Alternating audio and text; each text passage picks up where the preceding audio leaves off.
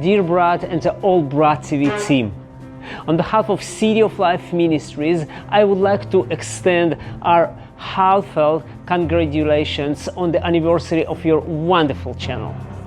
Your revelation regarding one new man has established you as a significant voice for Israel in Korea, advocating for the Jewish nation. It is truly an honor for us to be connected with friends like you. Through your commitment and support to our calling, we can reach out to many families across the Gaza border region in Israel who have suffered trauma and consequences of war. Bring them hope and truth of the Messiah.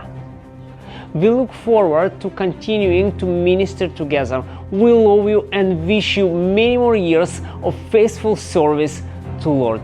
Shalom from City of Life Ministries, Sderot, Israel.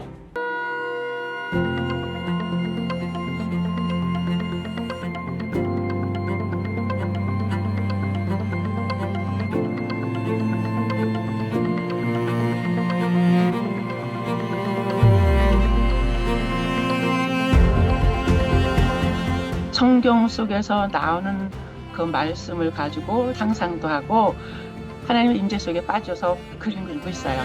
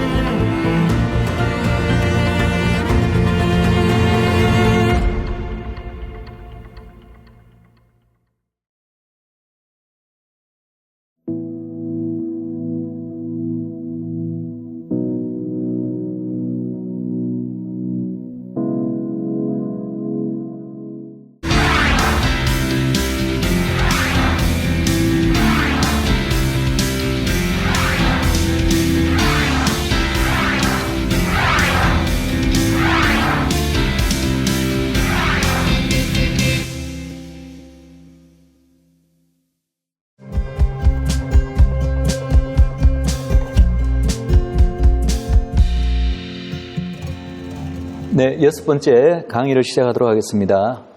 이제 이번 강의와 또 다음 강의 두 강의를 걸쳐서는 아담이 가졌던 두 번째 직분, 바로 에덴 동산에서 우리가 볼 수 있었던 그 제사장 직분을 바로 이스라엘 나라가 또 같이 열방에 대해서 가지는 것으로 하나님께서 이스라엘을 세우셨고 부르셨다. 그럼 그 제사장 직분이 의미하는 것이 무엇인가에 대해서 한번 공부해 보도록 하겠습니다.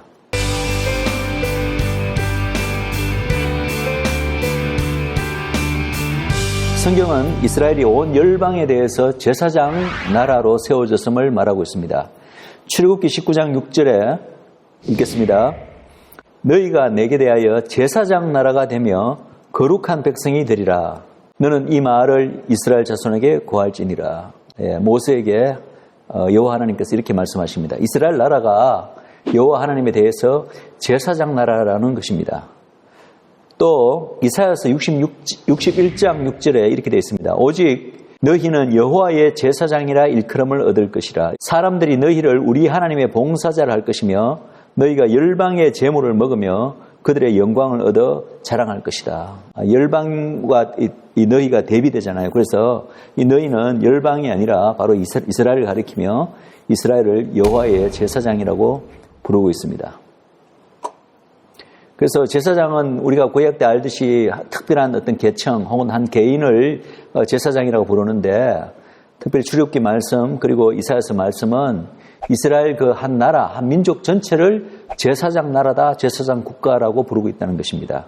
그럼 이러한 표현이 가지는 더 구체적인 정확한 의미는 무엇인가? 이것에 대해서 몇 가지 다른 의견들이 있습니다. 자, 여호와에 대해서 제사장 나라다라고 했을 때 영어의 번역은 Kingdom of Priests, 제사장들의 왕국이다 이렇게 되어 있고, septuagint, 우리가 흔히 70인역이라고 불리는 거기에는 이 부분을 Royal Priesthood, 왕적인 어떤 제사장 나라다 이렇게 되어 있고, 그 다음에 불가타, 그러니까 라틴 번역이죠. 번역에서는 priestly kingdom, kingdom of priest와 같은 뜻입니다. 제사장적 왕국이다. 이렇게 이제 번역을 하고 있습니다. 그럼 이러한 표현이 가지는 의미가 무엇인가? 신학자들은 세 가지 의미를 이야기합니다. 첫 번째 의미는 뭐냐면은 영어로 kingdom composed of priests. 그냥 제사장들로 이루어진 나라다. 그런데 사실은 유대인들의 나라, 이스라엘 나라 전체가 다 제사장은 아니잖아요. 제사장, 그 안에 레위 지파는 제사장들이 있지만, 그러나 나머지 11지파들은 제사장이 아니잖아요. 예. 그럼 그 당시 구약시대도 그랬고, 지금 현대 와서도 그렇고, 앞으로 회복될 이스라엘 나라에도 모든 유대인들이, 이스라엘 나라를 이루는 모든 유대인들이 다 제사장은 아니거든요. 그래서 단순히 이 제사장 나라라는 의미가 그냥 제사장들로 이루어진 하나의 나라들이다라는 의미로 해석하는 것은 좀 아니지 않나. 제 개인적인 의견입니다. 두 번째 또 의견은 뭐냐면은 kingdom ruled by priests. 제사장들에 의해서 다스려지는 나라다. 글쎄요, 우리가 이스라엘의 역사를 보면은 제사장 직분이 틀림없이 있었고 레위 지파 또 대제사장도 따로 있었지만 과연 그들이 이스라엘을 통치했는가? 제사장들에서 다스려졌는가? 역사적으로도 이렇게 보기는 좀 힘듭니다. 이스라엘의 역사를 보면 왕이라는 직분이 따로 있었고 다스리는 직분들은 왕이 실질적으로 행사를 했죠. 물론 종교적인 측면에 제사장들이 많이 했지만 그래서 이스라엘 나라 전체가 제사장들에 의해서 다스려진다. 이런 개념도 사실은 별로 합당하지 않다. 그리고 첫 번째나 두 번째 이 해석들은 별로 이 이스라엘과 그 주위를 둘러싼 열방들과의 관계에서 정의되는 개념이 아니라 그냥 한 나라, 이스라엘 안에서 이스라엘이라는 나라가 그냥 제사장들로 이루어져 있다. 그 다음에 혹은 제사장들에 의해서 이스라엘이 다스려진다. 이런 개념이죠. 근데 세 번째 개념은 다릅니다. 제사장 나라라는 이 뜻이 세 번째 개념이 이렇습니다. Kingdom taking up the role of priesthood for all nations. 열방들에 대해서 어떤 제사장적 역할을 감당하는 나라라는 거죠. 마치 이스라엘 내에 레위 지파가 다른 지파들에 대해서 제사장 역할을 수행하듯이 이스라엘이라는 나라가 한 나라 전체가 한 국가 전체가 전 세계적으로 봐서 다른 열방들에 대해서 제사장적 역할을 수행하도록 하나님께서 부르신 나라라는 뜻이죠. 이것이 이제 세 번째 해석입니다.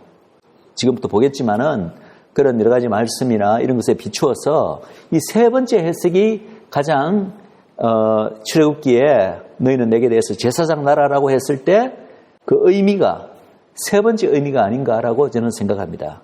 정연호 교수님이죠. 신학자신데 이분은 이렇게 말씀하십니다. 하나의 구별된 제사장 국가로서 전 이스라엘 민족은 야훼 하나님을 섬기는 거룩한 제사장직을 지니고 있는 민족이다. 그러면 레위 지파가 제사장직을 감당한다고 했을 때는 레위 지파가 중요한 문제가 아니라 그 제사장직을 수행하는, 물론 하나님에 대해서 수행하는 거지만 그 제사장직으로서 하나님을 중재하는 그 어떤 역할을 하는 나머지 그룹이 있잖아요.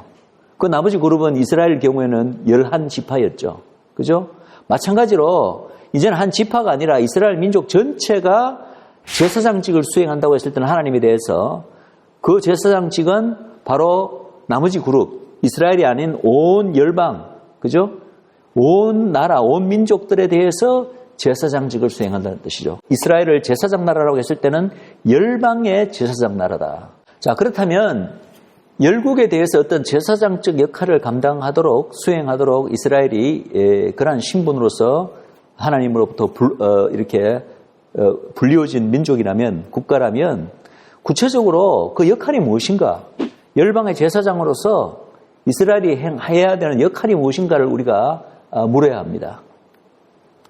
근데 그 역할은, 가장 중요한 역할은요, 우리가 사실은 이스라엘의 그 제사장직을 그 성경에 나오는 제사장 직분을 잘 연구를 함으로 말미암아 어떤 역할을 감당하는지 알 수가 있습니다. 쉽게 말해서 하나님과 이스라엘 전 민족 사이를 중재하는 그런 역할을 감당합니다. 더 구체적으로 말하면 죄 문제를 처리해주는, 그러니까 성전 제사 제도 같은 걸 통해서 이 하나님과 하나님의 백성 사이에 항상 이 걸림돌이 되는 문제가 있잖아요. 그게 뭡니까? 죄의 문제잖아요. 왜냐하면 죄가 있으면 하나님과 그 백성 사이를 낸다고 이사야서에서 말하고 있잖아요. 사이를 벌어지게 만드는, 갈라놓는 것이 죄의 역할인데, 하나님의 백성들이 하나님 앞에 온전히 서고 또 나아가기 위해서는 그 죄 문제가 항상 우선적으로 해결돼야 되잖아요. 하나님 백성 사이의 죄 문제, 갈라진 그 관계를 해결해주는 중재적인 역할을 하는 것이 바로 제사장 직분이다. 그러면 이스라엘이 한 국가로서 열방에 대해서 어떤 제사장직을 수행한다고 했을 때는 바로 어떤 의미가 됩니까? 이스라엘이라는 한 나라가, 한 민족이 열방들과 하나님 사이를 중개하는 그런 제사장 역할을 수행한다는 거죠. 우리 말라기의 표현대로 하면은 아비들의 마음을 자식들에게로, 자식들에게 마음을 아비에게로 이렇게 되어 있는데 같은 개념이죠. 열국을 하나님께로, 열방을 하나님께로, 하나님을 열국에게로 이렇게 중간에서 중재하는 그 역할이 바로 이스라엘의 제사장직의 첫 번째 역할이다. 그것은 곧 메시아를 초청함으로써 이루어진다. 그런데 이러한 어떤 이스라엘 전체의 어떤 민족적 하나의 어떤 사명이랄까요? 제사장적 사명이랄까요? 역할에 대해서 성경은 민수기에서 이렇게 표현하고 있습니다. 민수기 23장 21절에 보면 여호와는 야곱의 허물을 보지 아니하시며 이스라엘의 패역을 보지 아니하시는도다. 여호와 그의 하나님이 그와 함께 계시니 왕을 부르는 소리가 그 중에 있도다. 그럼 여기서 왕은 누굴 말합니까? 이 왕이야말로 바로 메시아. 단순히 이스라엘의 그 약속된 그 왕, 그죠? 메시아적 존재만 말하는 것이 아니라 이 왕이야말로 온 열방의 왕, 온 인류의 왕. 장차 온 이 지구의 하나님의 나라를 이루어서 진짜 영원히 다스리실 그 왕 중의 왕, 온 열방의 왕이신 바로 메시아를 가리킵니다. 그런데 그 메시아를 부르는 소리가, 즉 초청하는 소리가 누구 중에 있다고요? 이스라엘 민족 가운데 있다는 거예요. 즉 이스라엘 민족의 역할이 바로 온 인류를 위하여 그 메시아를 온 인류에게로 초청해 드리는 그런 역할을 감당한다는 거죠. 이러한 역할이야말로 정확하게 제사장적 역할입니다. 그럼 우리가 또 물을 수 있습니다. 이스라엘 민족이 어떻게 메시아를 온 인류에게로 초청해 드리는 역할을 감당하는가? 물론 육신적으로 바로 아브라함의 육적 혈통을 통해서 이스라엘 유대인 가운데서 예수님이 육신적으로 그 혈통으로 이 땅에 오시잖아요. 초림으로. 그렇기 때문에 뭐 그런 의미에서도 이스라엘 민족을 통해서 예수님 메시아가 이 땅에 오셨기 때문에 초청해 드렸다고 말할 수 있습니다. 그러나 사실은 그것도 맞지만은 그거 이상의 역할을 이스라엘은 면면히 수행해 왔다. 역사적으로. 무엇을 통해서? 이 성막, 성전 제도와 그리고 성전에서 일어나는 온갖 그 제사들, 그죠?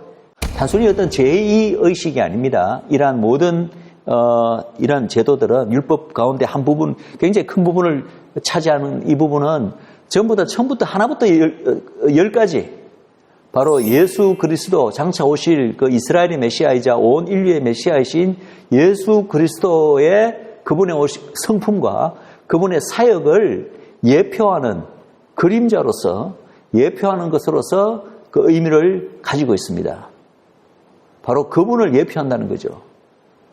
그래서 이스라엘 민족이 아마 그런 인식을 가졌는지는 확실치가 않습니다. 아마 일부 랍비들은 그러나 모든 것들이 메시아와 연관됐다는 어떠한 그런 인식을 가졌겠지만 이 모든 예식들이 가지는 의미가 그들 민족에게 약속된 메시아와 직간접적으로 연결된다는 사실을 어쩌면 깨닫지 못했을 수도 있습니다.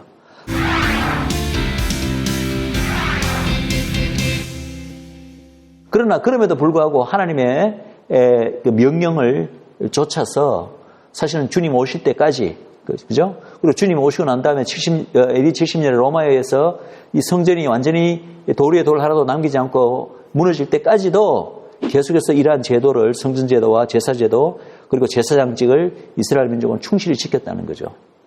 그 참된 의미를 깨닫든 못 깨닫든 간에 이것은 하나님 앞에서 영적인 의미를 지닌다고 생각합니다. 왜냐하면은 그 모든 제도 하나하나가 뭐 동물 희생제사에 당연히 우리가 알고 있듯이 6월절 어린 양 예수 그리스도의 그 피는 예수 그리스도를 의미하는 것이고 성전의 그 구조, 그죠? 성막의 구조 자체가 하나부터 10까지 바로 예수님과 교회, 그 관계, 그 모든 것들을 의미하는 것이고 특별히 직접적으로는 이스라엘의 그 제사장, 특별히 대제사장직은 바로 인류의 대제사장이신 예수 그리스도를 직접적으로 의미하는 것입니다.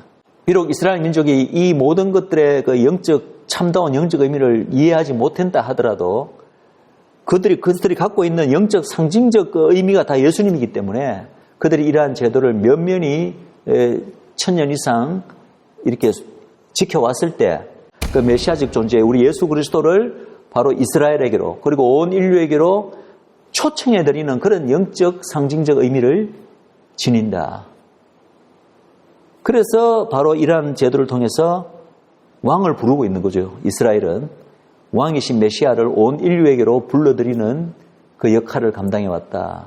그것이 바로 이스라엘이 제사장 국가로서 온 열방에 대해서 온 인류에 대해서 수행하는 첫 번째 역할입니다. 한 국가로서 하나님과 세상 모든 민족들 사이를 중재하는 역할. 자, 두 번째 역할이 있습니다. 두 번째가 또 굉장히 참 중요한 역할인데요. 아까 장자가 전체를 대표한다고 했는데 마찬가지 제사장도 마찬가지입니다. 마치 레위 지파가 하나님 앞에서 나머지 11지파를 중보적으로 특별히 이제 죄의 문제와 관련해서 중보적으로 대표하듯이 하나님 앞에서 이 이스라엘의 제사장 국가로서 이스라엘은 모든 열국들을 하나님 앞에서 중보적으로 대표하고 대리하는 역할을 합니다. 한마디로 열방의 대표자 혹은 대리자라는 거죠. 하나님 앞에서. 자, 우리가 이것을 좀 이렇게 볼 수 있는 굉장히 재미있는 성경 구절이 하나 있습니다. 재미있기도 하고 좀 신비로운 성경 구절입니다. 신명기 32장 8절 말씀입니다. 지극히 높으신 자가 열국의 기업을 주실 때 인종을 분정하실 때에 이스라엘 자손의 수효대로 민족들의 경계를 정하셨도다. 지극히 높으신 자 하나님이시죠. 그분이 열국의 기업을 주시고 인종을 분정하실 때 그리고 민족들의 경계를 나누시잖아요. 그게 언제 일어난 일이죠? 노아 홍수 이후에 일어난 일입니다. 노아 홍수 이후에 특별히 이제 바벨탑 사건으로 말미암아 우리는 압니다. 모든 민족들이 전 세계로 흩어져 이제는 살게 되고 그들 사이에 경계가 정해지는 걸 압니다. 그런데 그렇게 하실 때에 이스라엘 자손의 그 숫자대로 그 경계를 정했다는 거예요. 이게 여러분 이해가 됩니까? 그때 이스라엘 민족이 자손이 있었나요? 없었나요? 없었잖아요. 이스라엘 민족이 존재도 하기 전이잖아요. 이스라엘 민족은 그 이후에 또 언제입니까? 거의 1000년, 그죠? 1000년 가까이 지나서 모세 때야 비로소 등장하게 되는 게 이스라엘 자손입니다.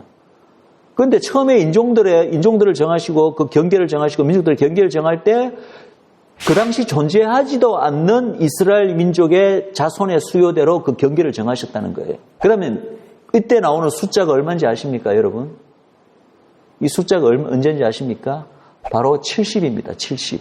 근데 이것이 어디서 알 수가 있냐면은 창세기 10장을 보시면 노아의 방주를 나온 노아의 세 아들 함, 야벳, 셈의 후손들이 어떻게 온갖 다른 민족으로 나뉘어지는지 그 전 세계 민족들의 가계도가 창세기 10장에 나와 있습니다. 그럼 창세기 10장에 그 언급된 민족들의 숫자를 다 카운트해 보면은 몇 명인지 아십니까? 70개국이 나옵니다. 그러면은 이 70이라는 이스라엘 자손의 수요는 또 어디서 나온 것인가? 놀랍게도 여러분, 창세기 46장에 보면은, 27절에 보면은, 야곱의 집 사람으로 애굽에 이른 자의 도합이 70명이었더라. 즉, 이스라엘 자손이 70명이었던 때가 언제냐 하면은, 바로 야곱이 그의 모든 식소를 이끌고, 즉, 이스라엘이죠. 이스라엘이 애굽으로 들어갈 때 그 숫자가 70명이었다는 거예요. 그런데 놀랍게도 신명기 32장에서는 요 70명, 그때의 숫자인 요 70명에 맞춰서 그때보다도, 그죠? 모세 때, 야곱 때 당시보다도 훨씬 오래전에 민족들의 경계를 나눌 때 그때 미리 하나님께서 맞춰서 70개국으로 민족들을 나누었다. 이렇게 성경은 말하고 있다는 것입니다. 이걸 보다 우리가 뭘 알 수 있냐면은 왜 하나님께서 이 당시 이스라엘 자손의 숫자 70명에 맞춰서 그보다 훨씬 전에 민족들의 경계를 정할 때 그렇게 그 숫자에 맞춰서 나누었을까? 우리가 질문을 해볼 수 있잖아요. 하나님께서는 비록 그 당시 이스라엘 민족이 존재도 하기 전이지만 하나님의 구속사는 처음부터 끝까지 미리 다 계획하셨고 미리 다 이미 이루어지고 성취된 것입니다. 그래서 장차 이스라엘 민족을 만드시고 그 이스라엘 민족이 정말 하나님 안에서 어떤 제사장적 그리고 열국을 대표하는 왕적인 위치를 가질 것을 미리 다 하나님께서는 아시고 있기 때문에 이스라엘 민족이 존재하기도 전에 이스라엘 민족이 태어나기 만들어지기 천수백 년도 전에 전 세계 열방의 경계를 정할 때 벌써 장래에 있을 미래에 있을 이스라엘 민족의 그 숫자대로 민족들의 경계를 정했다는 거예요. 이것만 봐도 이스라엘 민족이 온 열방을 대표하는 어떤 제사장적 위치를 가지고 있는 것을 우리가 알 수가 있습니다.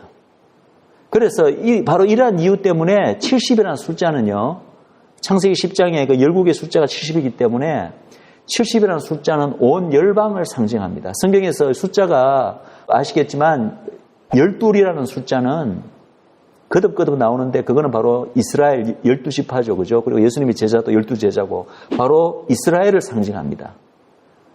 근데 그와 이제 대조적으로 70이라는 숫자가 등장하는데 70이라는 숫자는 물론 완전수 7과도 관계가 있는 것이지만 70이라는 숫자는 온 열방을 상징하는 숫자입니다. 왜냐하면 창세기 10장에 온 열국의 숫자가 70이었기 때문에 그리고 그 숫자에 맞춰서 열국들의 경계가 정해졌기 때문에 이것을 기억하시기 바랍니다. 12라는 숫자는 이스라엘을 나타내고 70이라는 숫자는 온 열국을 상징하는 것이다. 이러한 그 숫자가 앞으로 성경에 거듭거듭 되풀이해서 계속해서 나오게 됩니다. 자, 우리가 이러한 사실을 안다면은 10이라는 숫자가 이스라엘이고 70이라는 숫자가 열국을 상징하는 것을 우리가 안다면 그렇다면 우리가 출애굽기에 나오는 그냥 이렇게 살짝 언급된 한 구절의 말씀인데 그 구절이 더 이상 이제 심상하게 이렇게 넘어가지 않는 것을 우리가 보게 됩니다. 바로 출애굽기 15장 27절 말씀입니다. 이 출애굽기 15장 27절은요. 이제 이스라엘이 출애굽하고 홍해를 건넌 사건 이후에 이제 마라라고 쓴 물이 나오는 그 샘을 지나고 난 후 이제 계속 시내산 쪽으로 지금 이동하고 있는 중입니다. 그런데 거기에 이제 출애굽기 15장에 보면은 이스라엘 민족이 아마 홍해를 건너고 난 후에 첫 번째 그 진을 쳤던 장소인 것 같아요. 엘림이라는 장소. 그래서 딱 한 줄, 그 엘림에 대한 묘사가 나옵니다. 이런 묘사가 나옵니다. 그들이 엘림에 이르니 거기 물샘 12과 종려 70주가 있는지라. 거기서 그들이 그 물 곁에 장막을 치니라. 우리가 물론 이것이 뭐 별로 의미도 없이 그냥 우리가 읽을 수가 있습니다. 지나갈 수 있는 구절입니다. 그러나 우리가 이제 10이라는 숫자와 70이라는 숫자가 단순히 우연이 아니다. 성경의 말씀은 다 이유가 있는 것입니다. 이유가 있어서 기록된 것이고 주어진 것입니다. 이것이 그냥 엘림이라는 그 한 지명이 있는 장소에 이스라엘이 그냥 출애굽한 후에 그냥 1박하고 지나갔다. 그 정도의 의미만 지닌 것이라면 굳이 거기에 물샘 12과 종려나무 70개 있었다고 이런 말을 할 필요가 없다고 생각합니다. 저는 이러한 표현이, 이러한 기록이 성경에 남아있는 것 자체가 아주 의미심장한 의미가 있다고 저는 믿습니다. 더더구나 이 12과 70이라는 숫자 때문에. 그런데 보십시오. 만약에 우리가 그런 시각에서 이 구절을 바라볼 수 있다면 이 구절은 놀라운 것을 우리에게 말해줍니다. 저는 감히 말하기를 이 구절은 이제 갓 태어난 이스라엘 민족, 그저 시내산을 향해 가고 있습니다. 그래서 시내산에서 하나님의 언약 백성으로서 정식으로 이제 하나님과 언약식을 맺고 이제 언약 백성으로서 출범하게 되는데 이 이스라엘이라는 갓 태어난 민족과 그죠? 그래 물샘 12은 바로 이스라엘을 상징합니다. 그리고 종려 70주는 뭘 상징한다고요? 70은 열방을 상징한다고 되어 있죠. 그래서 이 열방들과의 이스라엘과 열방들과의 관계에 대한 놀라운 이 상징적인 암시가 이 안에 있다고 봅니다. 물론 제가 상징적인 암시라고 해서 이러한 것을 이 암시를 위해서 없던 일을 기록한 것은 아닙니다. 실질적으로 그 당시 이스라엘 민족은 엘림에서 진을 쳤을 것이며 그 엘림에는 물샘 12과 종려나무 70그루가 있었을 것입니다. 그러나 그것조차도 하나님께서 이스라엘과 열방과의 관계를 위해서 하나님께서 놀랍도록 모든 것을 미리 이렇게 계획해 놓으시고 미리 조성해 놓았기 때문에 실질적으로 있었던 사실이지만 그 자체가 이러한 영적인 진리를 우리에게 가르쳐주기 위해서 이러한 것들이 있다고 저는 믿습니다. 자, 그렇다면 우리가 그런 시각에서 이 사실을 바라본다면 이 사실은 무엇을 나타냅니까? 바로 이스라엘과 열방과의 관계인데요. 그 관계가 뭐와 같다고요? 바로 여기가 광야 아닙니까? 사막 아닙니까? 사막에서 바로 물샘은 뭡니까? 우리가 흔히 말하는 오아시스입니다. 사막의 오아시스. 오아시스와 사막에 존재하는 이 종려나무와의 관계와 같다는 거예요. 이스라엘과 열방 사이의 관계가. 여러분들 생각해 보십시오. 사막에서 나무가 자랄 수 있습니까? 사막에서 나무가 자라고 살아남기 위해서는 어디에 있어야 됩니까? 오아시스 옆에 있어야 되잖아요. 그죠? 물샘 옆에 있어야 그 나무가 생존할 수가 있잖아요. 그런데 이 종려나무 열방을 상징하는 종려나무 70주가 바로 이스라엘을 상징하는 오아시스 물샘 바로 옆에 있다는 것입니다. 바로 하나님의 어떠한 장자로 그리고 하나님의 어떠한 열방에 대해서 제사장 국가로 부르심을 받은 이스라엘이 열방과의 관계에서 얼마나 중요한 역할을 감당하며 열방조차도 그러한 장자적 제사장적 역할을 감당하는 이스라엘을 인정하고, 그죠? 왜냐하면 하나님이 그렇게 세우셨고 선택하셨기 때문에 그것을 인정하고 그것을 서포트하고 이스라엘을 편에 있을 때, 그럴 때 마치 사막에서 오아시스 옆에 있는, 그죠? 물가에 심겨진 나무가 정말 살아남고 번성하고 열매를 맺듯이 열방 역시도 하나님의 이스라엘이 하나님의 축복의 통로로 쓰임받기 때문에 축복을 받고 번성할 수 있다는 그런 놀라운 어떠한 영적인 진리를 이것을 통하여서 가르쳐주고 있다고 우리가 생각할 수가 있습니다.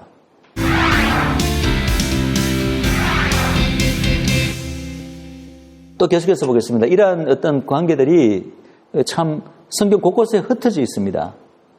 자, 이스라엘에 여러분 이렇게 구약 성경을 읽다 보면은 언제부터인가 이스라엘의 70장로가 등장합니다. 이스라엘은 틀림없이 12지파가 있고 지파별로 수장이 있을 거 아니에요. 그죠? 지파별로 몇 명 한다고 해서 그게 딱 70으로 12가 나눠지지도 않습니다. 그러니까 뭐 예를 들어서 한 지파당 몇 명 이렇게 해갖고 모아봤자 70이라는 숫자가 안 나와요. 70이 12로 안 나눠지기 때문에. 그죠? 그런데도 불구하고 70장로가 계속해서 등장합니다. 언제부턴가 이스라엘의 역사를 이렇게 보시면, 구약을 읽다 보면은, 그럼 이 70장로가 대체 어디서 나온 거야? 그 기운은 확실하게 알 수 없지만, 그러나 이미 시내산에서, 이제 시내산에 도달한 이스라엘 민족이 이제 모세를 통해서 모세가 하나님으로부터 그 계명을, 10계명을 받고 율법을 받을 때 벌써 70장로가 거기 존재하고 있는 거예요. 그리고 사실은 이 70장로제가 이 시스템이 계속해서 이어집니다. 이스라엘 역사 가운데 왕국 시절에 이어져서 언제까지? 예수님 당시와 예수님 이후까지 이어집니다.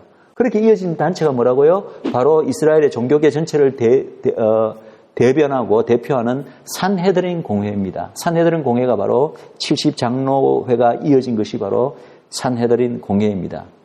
그런데 이 70장로가 이스라엘 역사 가운데 하나님과의 관계에서 굉장히 중요한 역할을 합니다. 예를 들어서 출애굽기 24장에 보시면 이제 모세를 통하여서 하나님께서 이스라엘 민족에게 하나님의 율법을 주시고 난 다음에 정식으로 그리고 이제 시내산에서 언약을 맺으시죠. 모세와 아론과 나답과 아비후와 이스라엘 장로 70인이 올라가서 이스라엘의 하나님을 보니 그의 발 아래에는 청옥을 편듯하고 하늘같이 청명하더라. 자, 이것은 무엇을 상징할까요? 제가 미리 말씀드린다면 이 장로 70인은 이스라엘이라는, 왜냐하면 이스라엘은 숫자가 10이잖아요. 12지파잖아요. 근데 12지파 안에 70장로가 있는 거예요. 즉 뭐냐면은 이스라엘은 온 열방을 대표하는 장자국가로서 그리고 온 열방을 또 대표하는 제사장 국가로서 열방을 장차 왜냐하면 열방조차가 이제 하나님 안으로 들어오게 되잖아요. 예수 그리스도가 오시고 나면은 열방조차가 이제 하나님의 백성으로 들어오잖아요. 그런데 지금 아직 아닐 때죠. 그죠? 구약 시대니까. 그러나 지금 이 시대에 벌써 이스라엘은 온 열방을 대표하는 장자 제사장 국가로 부르심을 받았기 때문에 벌써 그 민족 안에 열방을 품고 있는 거예요. 이스라엘이 열방을 품고 있기 때문에 그 이스라엘이 품고 있는 열방을 상징하는 것이 바로 이스라엘 안에 존재하는 70장로들입니다. 그럼 이 70장로가 바로 이스라엘 민족이 하나님과 이제 이스라엘과 언약을 맺을 때 같이 있는 거예요. 이 말은 무엇을 상징합니까? 장차 온 열방이 이스라엘처럼 하나님의 언약 안으로 누구를 통해서 이스라엘의 메시아인 예수 그리스도를 통해서 열방 또 그분을 믿음으로 말미암아 하나님의 그 이스라엘처럼 하나님의 언약 백성 안으로 온 열방이 들어올 것을 미리 예언적으로 미리 땡겨서 지금 보여주고 있는 그림이 바로 출애굽기 24장의 그림인 거예요. 그래서 마치 온 열방이 미리 예언적으로 미리 이스라엘과 하나님의 그 맺는 언약식에 미리 참가하고 있는 것과 마찬가지입니다. 왜? 장차 그렇게 될 것이기 때문에. 그래서 이스라엘은 벌써 이 구약시대도 열방을 품고 있는 이 하나님의 제사장 국가로서 하나님과의 그 모든 언약 관계라든지 모든 관계, 이 딜을 하는 데 있어서 그 안에 열방을 상징하는 70장로들을 항상 함께, 70장로들과 함께 하고 있다. 또 놀라운 하나의 어떤 그림이 하나 있습니다. 민수기 11장 25절에 보시면 제가 읽겠습니다. 여호와께서 구름 가운데 강림하사 모세에게 말씀하시고 그에게 임한 신을 70장로에게도 임하게 하시니 신이 임하신 때에 그들이 예언을 하다가 다시는 아니하였더라. 모세에게 하나님의 신이 임합니다. 그런데 재밌는 것은 그 하나님의 신이 모세에게만 임한 것이 아니라 이스라엘에 있는 70장로에게도 임했다고 되어 있어요. 여러분, 이것이 무엇을 나타내는 건지 아시겠죠? 이 사건은 바로 장차 온 열방에게도 성령 하나님이 부어질 것을, 즉 우리가 너무나 잘 알고 있는 사도행전 2장 3장에 그 오순절 성령 강림 사건을 구약에서 벌써 예표하고 있는 사건으로 우리가 이것을 볼 수가 있습니다.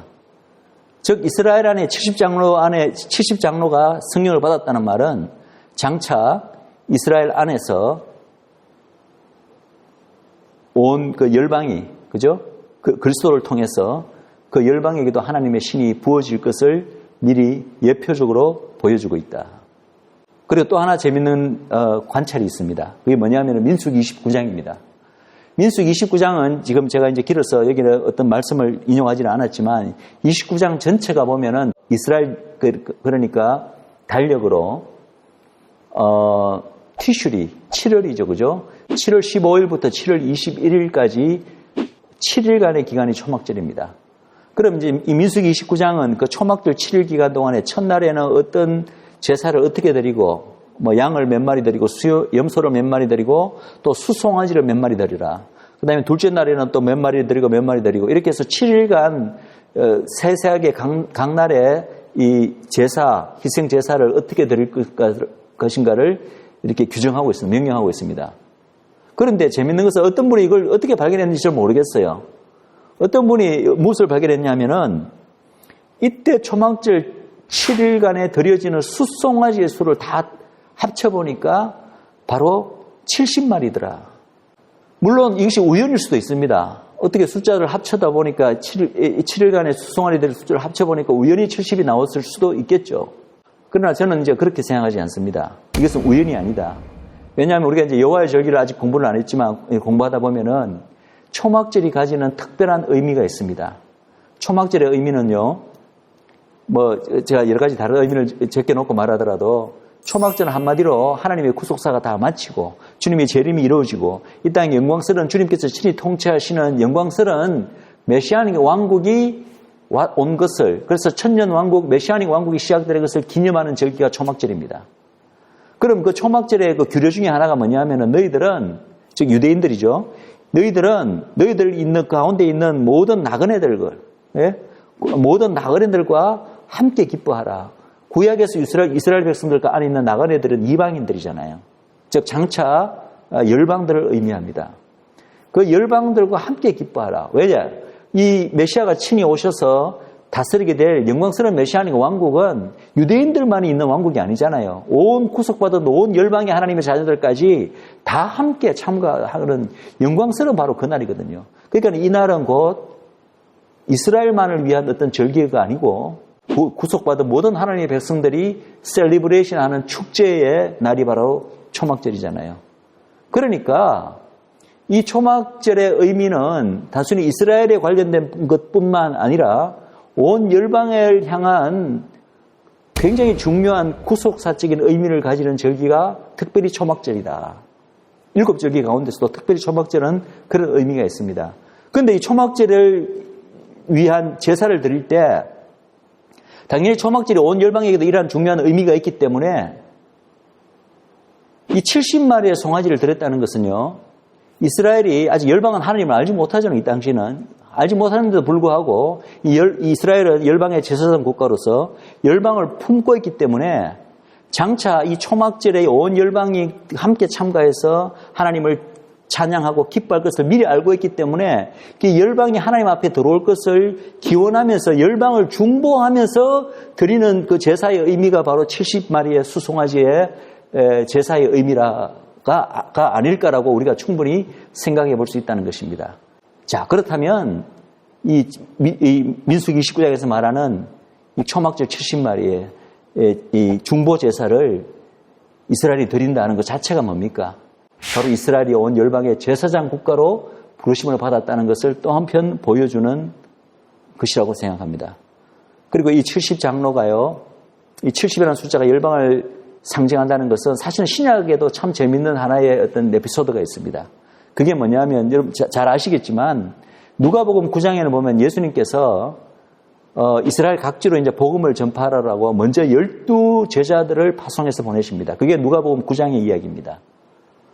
그런데 바로 그 다음 장 누가복음 10장에 보면은 이번에는 70명의 제자를 그 이스라엘 온 각지로 파송을 시킵니다. 파송을 시켜서 또 복음을 전하게 합니다. 아니 어차피 이스라엘 내에 복음을 전하는 그것만이 다라면 굳이 이 한 번은 12명, 한 명은 또 한 번은 70명. 물론 이것은 이제 신학자들 따라서 이게 뭐 두 번의 다른 사건으로 보지 않고 그냥 한 가지로 이렇게 보는 의견이 있기도 하지만 저는 그렇게 생각하지 않습니다. 이것을 굳이 이렇게 구분해서 두 장에 걸쳐서 다른 사건처럼 다른 시기에 일어난 다른 사건처럼 기록될 여지가 있었는가, 필요가 있었는가. 저는 사실은 이러한 것조차도 영적이고 상징적인 분명한 의미가 있다고 생각합니다. 왜? 우리가 이미 봤잖아요. 복음을 전하더라도 누구부터 먼저 복음을 전한다고요? 첫째는 유대인, 그 다음은 헬라인에게로. 그러니까 이러한 원리가 예수님의 어떤 그 공생의 사역에서 이 두 분의 이 제자들을 발견하는 사건으로 잘 나타났다고 저는 봅니다. 먼저 12명의 제자를 보낸다는 것은 12는 바로 이스라엘을 상징하는 거잖아요. 복음을 전하러 먼저 이스라엘에게 복음이 전해져야 되기 때문에 그렇죠? 그것을 상징하는 것이고 그 다음에 비록 70일의 제자가 맹 이스라엘 안에 파송되었지만 그것은 바로 장차 온 열방으로 이제 퍼져나갈 것을 상징적으로 보여주는 어떤 이런 에피소드가 바로 70제자, 열방을 상징하는 70제자를 이스라엘 모든 각처에다가 파송하는, 물론 물리적으로야 그 당시 이스라엘 내에 복음을 전한 거지만 그것이 가지는 상징성은 이 복음이 장차 예수님의 부활승천 이후에 이스라엘의 지경을 넓어서 온 열방으로 파져들 것을 상징적으로 보여주고 있는 사건이라고 생각합니다.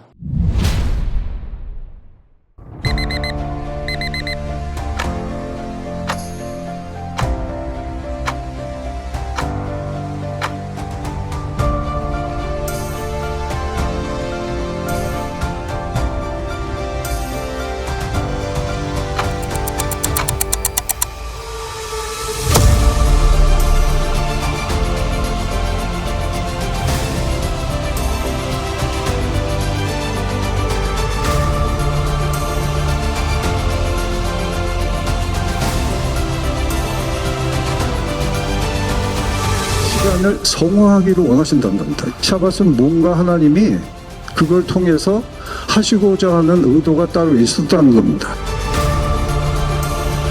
창세에 하나님이 언제 안식하셨나를 보셔야 돼요. 하나님의 안식은 곧 하나님의 영원으로의 초대입니다.